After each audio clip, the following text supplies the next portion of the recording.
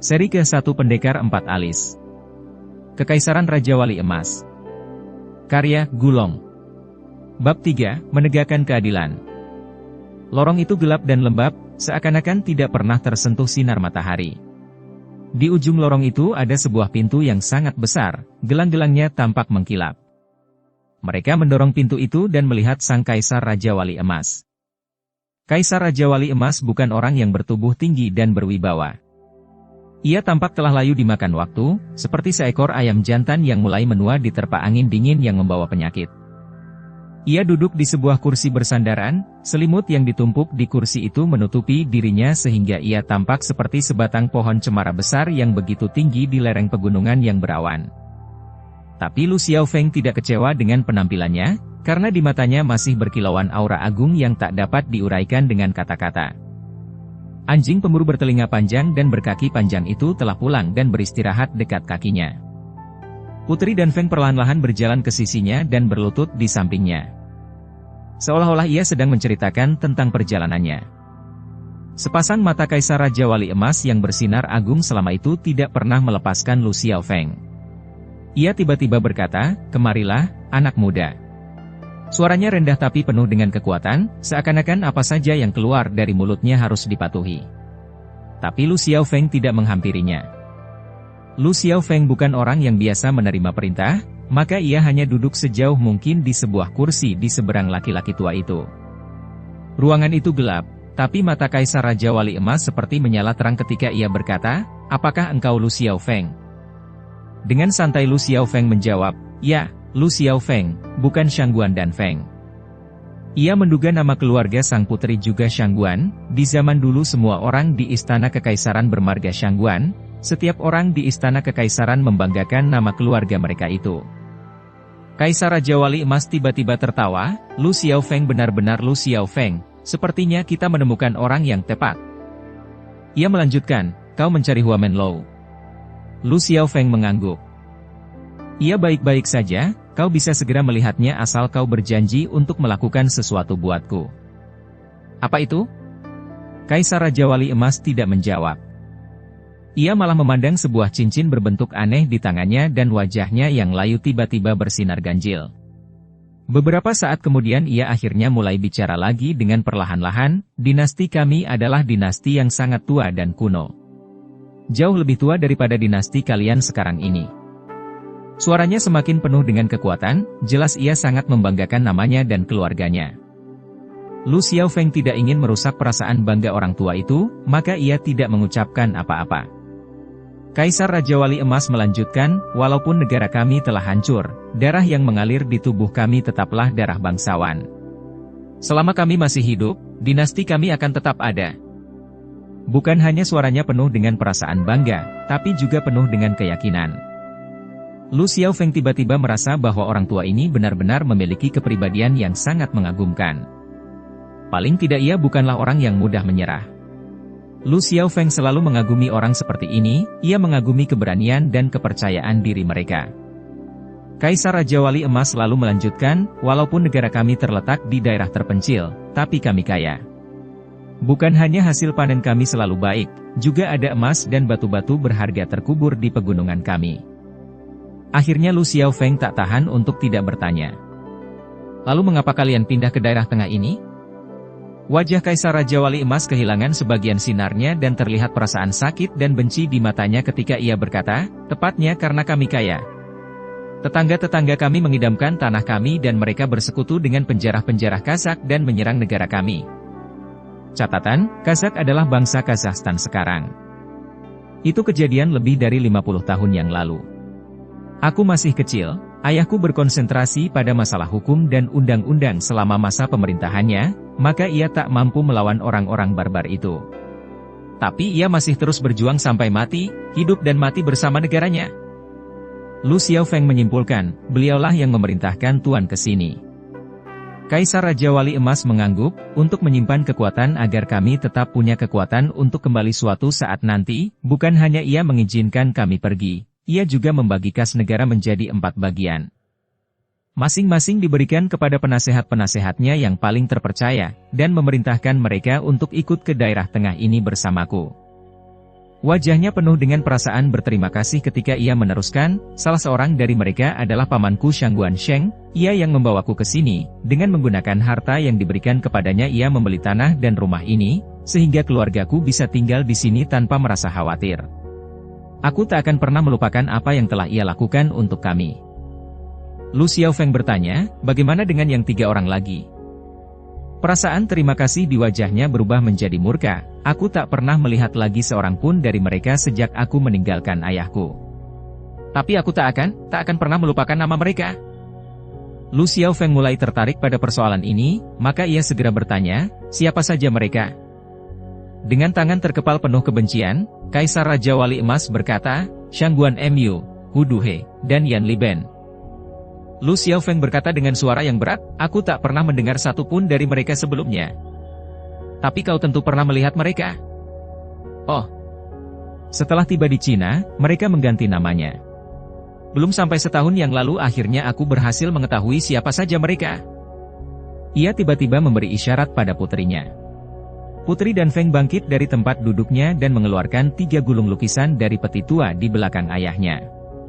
Dengan marah Kaisar Raja Wali Emas berkata, ini adalah potret mereka, aku berani mengatakan kalau kau mengenal paling sedikit 2 orang dari mereka. Ada 2 potret di setiap gulungan, 1 muda dan 1 tua, kedua potret itu menggambarkan orang yang sama. Putri dan Feng membuka gulungan pertama, potret di atas ini menggambarkan rupanya waktu ia meninggalkan negara kami. Potret di bawah adalah rupanya sekarang. Orang ini memiliki wajah bundar penuh senyuman. Ia tampak sangat hangat dan bersahabat, tapi memiliki hidung bengkok yang sangat besar. Lu Xiaofeng mengerutkan keningnya, orang ini seperti Yan Taishan dari keluarga Yan di daerah dalam tembok besar. Sambil menggertakkan giginya Kaisar Raja Wali Emas menjawab, benar. Yan Taishan sekarang adalah Yan Liben bertahun-tahun yang lalu. Aku bersyukur kepada Tuhan karena ia belum mati. Orang kedua memiliki tulang pipi yang sangat tinggi dan matanya yang berbentuk segitiga penuh dengan perasaan angkuh, jelas dia orang yang memiliki kekuasaan yang besar. Waktu Lu Xiaofeng melihatnya, ekspresi wajahnya pun berubah. Kaisar Raja Wali Emas berkata, ini Hu Duhe, namanya sekarang adalah Gu Duihi, ia adalah ketua pavilion baju hijau. Lu Xiaofeng tampak terpana lama sebelum akhirnya menjawab, aku juga tahu orang ini, tapi aku tak tahu kalau dia adalah ketua pavilion pertama dari pavilion baju hijau. Ia menarik nafas dalam-dalam dan meneruskan, aku hanya tahu bahwa dia adalah ketua sekte Emei. Kaisar Raja Wali Emas berkata, ia sangat pandai menyembunyikan asal-usulnya, mungkin tak seorang pun di dunia ini yang bisa menduga bahwa ketua terhormat sekte Emei adalah seorang pengkhianat yang tak tahu malu. Orang ketiga adalah seorang laki-laki tua yang kurus, kecil, kesepian, bersih dan teguh. Lu Xiaofeng hampir menjerit, Huo Xiu. Benar, Huo Xiu. Nama Shangguan Mu sekarang adalah Huo Xiu. Ia melanjutkan, semua orang mengatakan bahwa Huo Xiu adalah orang teraneh dan terkaya di dunia. 50 tahun yang lalu, ia merintis jalannya ke dunia persilatan dengan tangan hampa, lalu tiba-tiba, seperti sebuah keajaiban, ia menjadi orang terkaya di dunia. Sampai sekarang, selain kamu, mungkin tak ada orang lain di dunia persilatan yang tahu bagaimana ia mendapatkan semua kekayaannya itu. Wajah Lu Xiaofeng tiba-tiba berubah pucat. Ia mundur beberapa langkah ke belakang dan terduduk. Kaisar Raja Wali Emas memandangnya, kurasa kau sudah bisa membayangkan kenapa aku mengundangmu kemari.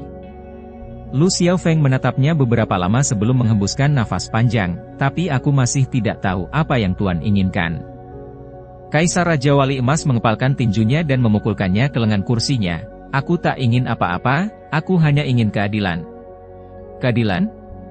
Semacam balas dendam. Kaisar Raja Wali Emas balas memandangnya dan terdiam. Tuan ingin aku membalaskan dendam untuk Tuan. Kaisar Raja Wali Emas terdiam beberapa lama sebelum akhirnya ia menghembuskan nafas dan menjawab dengan agak sedih, mereka semua sekarang sudah tua, aku pun sudah tua. Apa gunanya membunuh mereka sekarang? Ia segera menggelengkan kepalanya dan menyangkal apa yang barusan ia katakan, tapi aku tak bisa melepaskan mereka begitu saja. Lu Xiaofeng tidak berkata apa-apa, ia tak punya hak untuk bicara. Kaisar Raja Wali Emas meneruskan, pertama, aku ingin mereka mengembalikan semua uang yang mereka ambil dari Kekaisaran Raja Wali Emas, agar negeri kami bisa bangkit suatu saat nanti. Itu keinginan yang sangat adil dan beralasan. Ia meneruskan, kedua, aku ingin mereka mengakui dosa-dosa mereka kepada ayahku di depan altar, sehingga ayahku bisa beristirahat dengan damai. Lu Xiaofeng berpikir sebentar dan menarik nafas, kedua permintaan itu benar-benar adil. Kerutan di wajah Kaisar Raja Wali Emas lenyap, aku tahu kau pemuda yang adil dan tak akan menolak permintaan seperti ini. Sesudah berpikir beberapa lama, Lu Xiaofeng berkata dengan senyum yang agak dipaksakan, tapi sangat sukar untuk melaksanakan kedua hal itu. Jika kau tak bisa, lalu siapa yang bisa? Lu Xiaofeng menarik nafas, mungkin tidak ada. Ia segera menambahkan, sekarang ini 3 orang itu termasuk orang-orang yang paling terkenal dan dikagumi di dunia. Jika mereka benar-benar melakukan apa yang Tuan inginkan, maka itu sama saja dengan mengakui kejahatan mereka. Kemasyhuran, kekuasaan, dan kekayaan mereka semuanya akan lenyap. Ekspresi wajah Kaisar Raja Wali Emas pun semakin serius. Aku sudah membayangkan kalau mereka tak akan mengakui perbuatan mereka. Lu Xiaofeng berkata, bukan saja mereka kaya raya dan sangat berkuasa, mereka juga mempunyai kungfu yang sangat luar biasa. Kaisar Raja Wali Emas mengangguk, ayah memberi tanggung jawab yang besar kepada mereka karena mereka memang pesilat-pesilat terbaik di Kekaisaran Raja Wali Emas. Lu Xiaofeng menambahkan, apalagi selama 50 tahun terakhir ini mereka semua mungkin khawatir kalau Tuan akan mencari mereka untuk membalas dendam. Siapa yang tahu kungfu mereka telah maju sejauh apa? Ia menarik nafas dan melanjutkan, menurutku hanya ada 5 atau 6 orang jago kungfu yang benar-benar tangguh di dunia persilatan sekarang ini. Huo Xiu dan Du Guiyi termasuk dalam kelompok ini. Wanita selalu ingin tahu, maka Putri Dan Feng tak tahan untuk tidak bertanya. Siapa yang 3 atau 4 orang lagi? Ketua Xiao Lim Pei, Wei Xiao putus asa, dan Tetua Butong Pei, Pendeta Mu, keduanya memiliki kungfu luar dan dalam yang sangat hebat. Tapi jika kau mempertimbangkan ilmu pedang yang cepat dan mengagumkan, maka kau harus memasukkan majikan benteng awan putih, Ye Gucheng dari Pulau Dewi Terbang di Laut Selatan dan Simen Cui Su. Putri Dan Feng menatapnya dan bertanya, bagaimana dengan dirimu sendiri? Lu Xiaofeng tersenyum, hanya tersenyum dan tidak menjawab, ia memang tak perlu menjawab. Kaisar Raja Wali Emas tiba-tiba menarik nafas, dengan sangat sedih ia berkata, aku tahu bahwa ini persoalan yang sukar, itulah sebabnya aku tidak memaksamu untuk membantu kami, mengapa tidak mempertimbangkannya sedikit? Tiba-tiba amarahnya bangkit. Ia mengepalkan tinjunya lagi dengan murka, tapi tak peduli bagaimana caranya melawan mereka, selama masih ada orang kami yang tersisa kami akan terus berjuang. Lu Xiaofeng menarik nafas, aku tahu. Sesudah lama terdiam, Kaisar Raja Wali Emas tiba-tiba tersenyum paksa, tak peduli apapun yang terjadi, Tuan Lu tetap tamu kita yang terhormat. Di mana arak? Putri Dan Feng menundukkan kepalanya dan menjawab, akan kuberitahu pelayan untuk mengambilkan arak. Kaisar Raja Wali Emas memberi perintah, ambilkan arak Persia kita yang terbaik, dan undang juga Tuan Hua ke sini. Ya, ayah. Kaisar Raja Wali Emas memandang Lu Xiaofeng, tiba-tiba ekspresi wajahnya berubah angkuh lagi ketika ia berkata dengan perlahan, tak peduli apa yang terjadi, kau sudah menjadi sahabat kami. Keturunan Kekaisaran Raja Wali Emas tak akan memaksa seorang sahabat untuk melakukan sesuatu. Cangkir itu kuno dan indah, araknya berwarna agak ungu. Lu Xiaofeng memperhatikan Putri Dan Feng menuangkan arak ke cangkir kuno dan indah itu, Hua Menlou duduk di sisinya. Mereka tidak mengucapkan apa-apa ketika bertemu, mereka hanya berjabat tangan dengan erat. Itu cukup untuk menjelaskan semuanya. Putri Dan Feng telah selesai menuangkan arak, ia hanya menuangkan 3 cangkir. Kaisar Raja Wali Emas tersenyum, sudah bertahun-tahun aku tidak minum, tapi aku akan membuat perkecualian malam ini untuk tamu-tamu kita.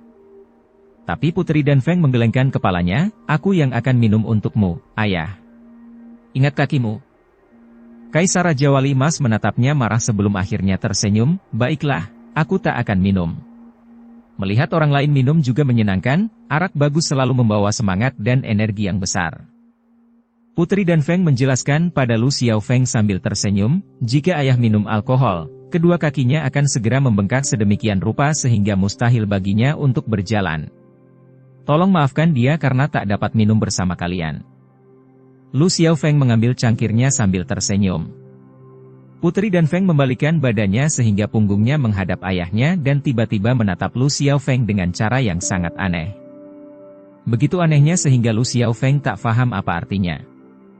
Putri Dan Feng mengambil cangkirnya sambil tersenyum dan berkata, "Ayah telah bertahun-tahun menyimpan arak ini, semoga sesuai dengan selera para tamu." Ia mengangkat cangkirnya dan meminum arak itu, lalu menarik nafas perlahan dan berkata, "Arak yang benar-benar enak."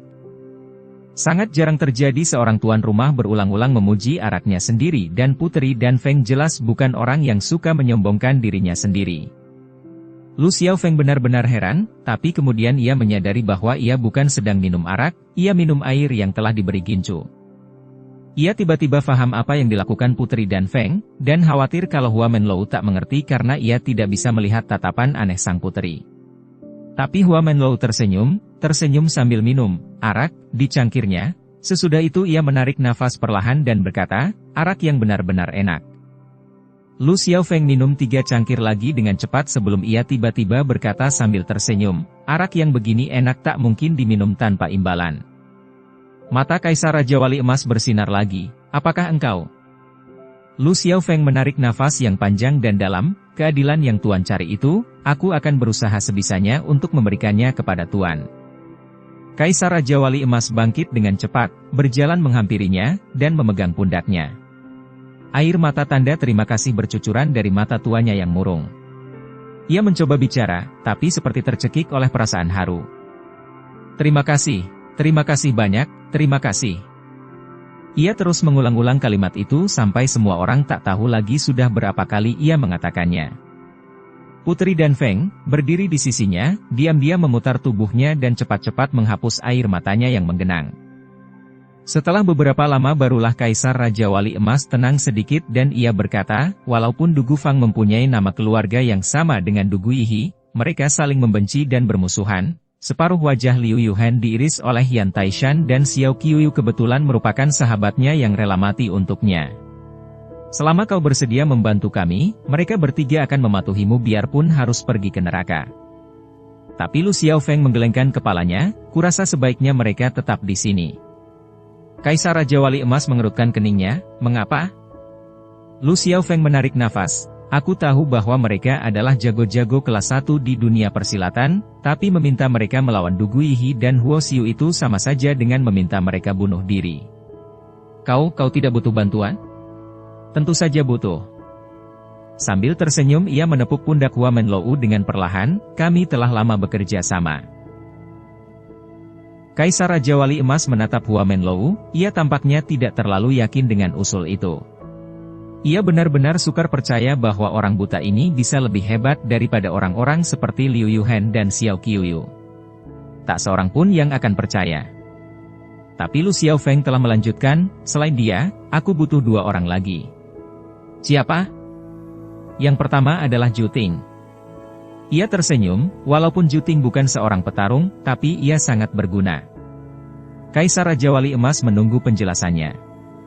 Karena Tuan bisa menemukan mereka, sangat mungkin mereka telah menemukan Tuan juga. Tuan ingin menuntut keadilan dari mereka, sangat mungkin mereka akan bergerak mendahului kita dan membunuh Tuan. Kaisar Raja Wali Emas mendengus, "Aku tidak takut itu." Lu Xiaofeng menarik nafas, "Tuan tidak, tapi aku yang takut. Itulah sebabnya aku ingin membawa Zhu Ting kemari, ia bisa mengubah tempat ini menjadi benteng yang tak bisa ditembus. Ia paham alat-alat rahasia dan semacamnya." Lu Xiaofeng tersenyum, "Jika ia mau, ia mungkin mampu membuat kursi yang bisa menggigit." Kaisar Raja Wali Emas tersenyum juga, "Tampaknya kau benar-benar memiliki beberapa sahabat yang sangat menarik. Tapi sekarang aku hanya bisa berharap agar bisa membujuk 1 orang lagi untuk membantuku dalam persoalan ini." Mata Kaisar Raja Wali Emas bersinar-sinar, "Seberapa mampunya ia membantumu?"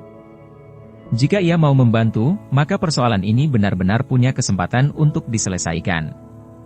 "Siapa dia?" "Simen Cui Sui." Lorong itu sekarang menjadi lebih gelap dan misterius, karena hari telah sore. Putri Dan Feng menundukkan kepalanya dan rambutnya yang hitam jatuh ke pundaknya seperti arus air yang halus. Perlahan-lahan ia berkata, "Aku tak tahu bagaimana harus berterima kasih padamu untuk kejadian tadi." Lu Xiaofeng bertanya, "Apakah engkau membicarakan tentang arak tadi?" Wajah Putri Danfeng memerah sebentar dan ia semakin menundukkan kepalanya. Aku yakin kau sekarang telah melihat bahwa ayah seorang laki-laki yang angkuh, dan ia benar-benar tak bisa lagi mengalami kejutan atau kesedihan. Maka aku tak ingin ia mengetahui yang sebenarnya. Aku mengerti. Putri Danfeng menarik nafas. Selain ruangan-ruangan yang digunakan ayahku, kamar tidurnya dan ruang tamu, semua ruangan lainnya kosong melompong. Bahkan arak simpanan yang berharga telah habis dijual satu demi satu. Kepalanya semakin menunduk dan ia praktis hanya memandangi kakinya sendiri. Kami benar-benar tidak punya penghasilan. Berusaha merawat rumah itu adalah soal yang sukar, di samping itu banyak yang harus kami lakukan. Untuk mencarimu aku bahkan telah menggadaikan mutiara peninggalan ibuku untukku. Lu Xiaofeng menarik nafas, aku tidak tahu banyak tentang keadaan kalian, tapi cangkir arak itu telah memberitahu banyak. Putri Danfeng tiba-tiba mengangkat kepalanya kembali dan memandangnya. Apakah kau akhirnya setuju karena kau telah mengetahui bagaimana sebenarnya keadaan kami? Karena hal itu dan kenyataan bahwa ia telah menganggapku sebagai seorang sahabat dan tidak menggunakan apa-apa untuk mengancam atau memerasku. Putri Danfeng menatapnya, matanya yang indah kembali penuh dengan air mata terima kasih. Ia cepat-cepat menundukkan kepalanya lagi dan berkata dengan suara yang lembut, selama ini aku keliru.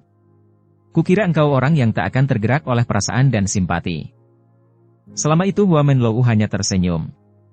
Ia mendengarkan banyak dan bicara sangat sedikit, baru sekarang ia akhirnya bicara lagi. Sudah kubilang, orang ini keras dan bau di luarnya, tapi di dalam hatinya lebih lunak daripada tahu. Putri Danfeng tertawa kecil dan menjawab, kau juga keliru. Oh, dia memang sangat kukuh dan keras, tapi tidak bau sama sekali. Wajahnya memerah sebelum ia menyelesaikan apa yang ia katakan. Maka ia segera mengubah pokok pembicaraan, kamar tamu kami benar-benar sangat sederhana dan biasa, semoga kalian tidak terlalu keberatan. Lu Xiaofeng membersihkan tenggorokannya, mungkin kami seharusnya tidak tinggal untuk makan malam. Putri Danfeng tertawa dipaksa, jangan lupakan 4 emas batangan yang kau tinggalkan untuk kami. Mata Lu Xiaofeng bersinar, apakah kau tahu bahwa Lohou termasuk orang yang kalian cari-cari? Kami baru tahu setelah kau menyatakan bahwa dialah Huo Xiu. Ekspresi wajah Lu Xiaofeng tiba-tiba menjadi sangat serius. Tapi bagaimana kau tahu bahwa Du Guiyi adalah ketua pavilion baju hijau? Ini adalah rahasia terbesar dan paling misterius di dunia persilatan. Putri Danfeng bimbang sebelum akhirnya menjawab. Karena Liu Yuhan dulu merupakan sahabatnya yang paling dipercaya. Ia juga yang menjadi penyebab kenapa si jantan tampan, Liu Yuhan di masa lalu tampak seperti sekarang. Mata Lu Xiaofeng bersinar-sinar lagi, seakan-akan ia akhirnya menyadari sebuah teka-teki yang beberapa saat yang lalu menghantuinya. Kamar tamu itu besar, tapi selain sebuah tempat tidur, meja dan beberapa kursi yang tampak tua, hampir tidak ada apa-apa lagi di kamar itu. Hua Menlou duduk di sana. Walaupun ia tidak bisa melihat, seolah-olah ia bisa merasakan di mana kursi itu berada. Lu Xiaofeng memandangnya, tiba-tiba ia bertanya, kau pernah terduduk di tempat yang kosong? Hua Menlou tersenyum, kau ingin aku terduduk di tempat kosong? Lu Xiaofeng tersenyum juga, aku hanya berharap lain kali kau duduk, kau akan terduduk di pangkuan seorang gadis. Kau tahu lebih banyak tentang hal itu daripada aku. Lu Xiaofeng berkata dengan getir, jika kau tahu sebanyak aku, mungkin kau tak akan terperdaya oleh tipuan mereka. Tipuan siapa? Sudah lupa dengan Shangguan Feiyan?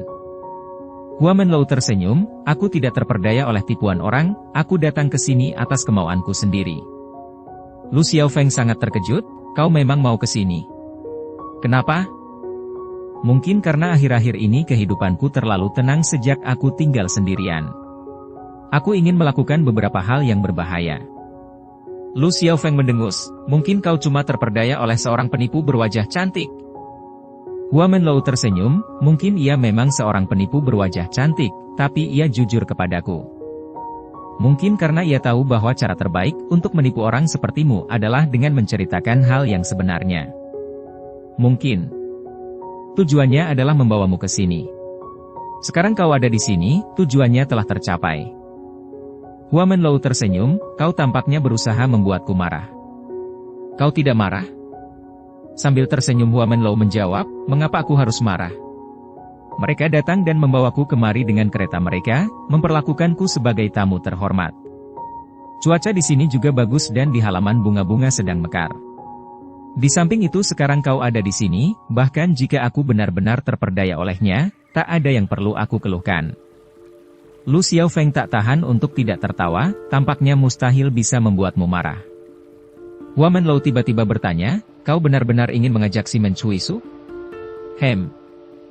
Bisakah kau membujuknya untuk ikut campur dalam urusan orang lain? Dengan senyum getir di wajahnya, Lu Xiaofeng menjawab, aku tahu bahwa di dunia ini tampaknya tidak ada yang bisa menggerakkan dia, tapi aku tetap harus berusaha. Lalu apa? Aku belum berpikir sejauh itu, sekarang aku hanya berpikir bagaimana caranya keluar dan melihat-lihat. Melihat-lihat apa? Lu Xiaofeng tertawa, mungkin aku ingin melihat Shangguan Feiyan. Hua Menlou masih tersenyum, tapi ada sedikit kecemasan di senyumannya ketika ia menjawab, kau tidak akan menemukannya. Oh, aku tidak pernah mendengar suaranya lagi sejak aku tiba di sini, tampaknya ia telah meninggalkan tempat ini. Lu Xiaofeng menatapnya, perasaan khawatir tiba-tiba muncul di wajahnya. Tapi Hua Menlou tertawa lagi, tampaknya ia seorang gadis yang tak bisa diam atau beristirahat, selalu sibuk melakukan sesuatu. Lu Xiaofeng tiba-tiba tertawa juga, sebenarnya, bukankah semua perempuan seperti itu? Kamar itu sekarang sudah agak gelap. Hua Menlou duduk di sana sendirian, tampak bahagia dan damai seperti biasanya. Ia selalu bahagia dan puas, karena dimanapun ia berada, ia selalu merasakan rasa senang dan cinta yang tidak dirasakan orang lain. Sekarang ia sedang menikmati matahari terbenam musim semi yang indah. Tiba-tiba ia mendengar suara ketukan pintu. Baru saja ia mendengar suara ketukan itu, orangnya telah masuk. Sebenarnya ada dua orang, Du Gufang dan Xiao Qiuyu. Tapi hanya terdengar suara langkah kaki satu orang saja. Suara langkah kaki Du Gufang lebih ringan dan lebih susah didengar daripada angin musim semi yang halus. Hua Menlou tersenyum, silakan duduk, ada lebih dari 2 kursi kosong di sini. Ia tidak bertanya siapa mereka, juga kenapa mereka datang. Tidak peduli siapa yang masuk ke kamarnya, ia akan selalu sehangat dan seramah ini, selalu memberikan semua yang ia miliki untuk dinikmati orang lain. Wajah Du Gufang menjadi gelap ketika ia menjawab dengan dingin, bagaimana kau tahu kami berjumlah 2 orang? Apakah kau benar-benar buta? Ia selalu menganggap tak seorang pun mampu mendengar langkah kakinya, ia selalu yakin pada ilmu meringankan tubuhnya. Itulah sebabnya ia sekarang merasa tidak senang. Tapi Hua Menlou masih tetap bahagia dan damai. Ia tersenyum dan menjawab, kadang-kadang aku sendiri juga bingung apakah aku benar-benar buta. Aku selalu berpikiran bahwa hanya orang-orang yang memiliki mata tapi menolak untuk melihat itulah yang benar-benar buta. Xiao Qiuyu tersenyum, kau lupa satu jenis orang lagi yang juga buta. Jenis yang mana? Orang mati. Hua Menlou tersenyum, bagaimana kau tahu orang mati itu buta? Mungkin orang mati melihat banyak kejadian seperti kita juga. Kita belum ada yang pernah mati, bagaimana kita bisa tahu apa yang diketahui atau dilihat oleh orang mati? Dengan dingin Du Gufang menjawab, mungkin kau akan segera tahu. Dengan santai Xiao Qiuyu menambahkan, kami benar-benar tidak kenal kau, dan kami juga tidak punya dendam terhadapmu, tapi kami tetap akan membunuhmu. Bukan hanya Hua Menlou tidak terkejut, tampaknya sedikit pun ia tidak kelihatan gusar. Ia masih tersenyum, sebenarnya aku telah menunggu kalian berdua. Du Gufang bertanya, kau tahu bahwa kami akan datang untuk membunuhmu? Lu Xiaofeng tidak bodoh, tapi ia telah banyak menyakiti hati orang lain tanpa ia sadari. Ini karena bila ia bicara, ia kadang-kadang seperti sebuah meriam. Du Gufang mendengus. Hua Menlou menambahkan, tak seorang pun suka bila dikatakan bahwa ia tidak sebanding dengan orang lain yang buta. Terutama bagi 2 jagoan seperti kalian, hal itu benar-benar tak bisa ditolerir. Maka tentu saja kalian akan mendatangi si orang buta untuk membunuhnya. Ekspresinya masih tetap damai dan ia meneruskan, para pendekar dan orang-orang dunia persilatan memang paling tak tahan pada hal ini. Du Gufang menukas, bagaimana denganmu? Aku bukan seorang pendekar, aku hanya orang buta. Walaupun Du Gufang masih mendengus, ekspresi heran telah muncul di wajahnya. Bagaimana orang buta ini bisa tahu begitu banyak? Xiao Qiuyu memotong, kau tahu kami akan datang, dan kau tetap menunggu di sini. Kemana lagi orang buta bisa lari? Du Gufang tiba-tiba berteriak, "Ke neraka!" Ketika ia berteriak, ia telah membuat gerakan. Sebuah tombak bermata satu melesat ke tenggorokan Hua Menlou seperti seekor ular berbisa, sementara pedang penghancur usus telah ditusukkan juga. Gerakannya lambat, begitu lambatnya sehingga tidak menimbulkan angin atau suara. Orang buta jelas tak bisa melihat pedang, ia hanya bisa mendengar suara yang diciptakan oleh pedang. Tapi gerakan ini tidak menimbulkan suara sedikit pun, maka gerakan ini benar-benar merupakan sebuah gerakan yang dapat menghancurkan usus orang buta. Apalagi ada tombak bermata satu di depan pedang. Jika tombak itu meleset, pedangnya tentu berhasil menusuk. Tapi perhitungan Xiao Qiuyu sama sekali salah. Selain mendengar, orang buta ini tampaknya punya indera lain yang luar biasa dan misterius. Ia tampaknya telah mengetahui, entah bagaimana caranya, bahwa bahaya sebenarnya bukan berasal dari tombak itu, tapi dari pedang. Tapi ia tak bisa melihat atau mendengar pedang itu. Sebelum pedang itu tiba, ia tiba-tiba berjumpalitan. Ketika tombak itu meleset dari pundaknya, tangannya telah menyentuh pedang tersebut. Tak. Pedang berusia 100 tahun itu tiba-tiba patah menjadi 3 bagian. Perut musuh belum hancur, tapi pedang itu sudah. Bagian yang terpanjang masih berada di tangan Hua Menlou. Ia menyentilkan tangannya dan rumbai-rumbai di tombak itu pun saling melibat dengan potongan pedang. Du Gufang tercengang. Bahkan di bawah sinar matahari terbenam, wajah Xiao Qiuyu masih tampak pucat seperti mayat.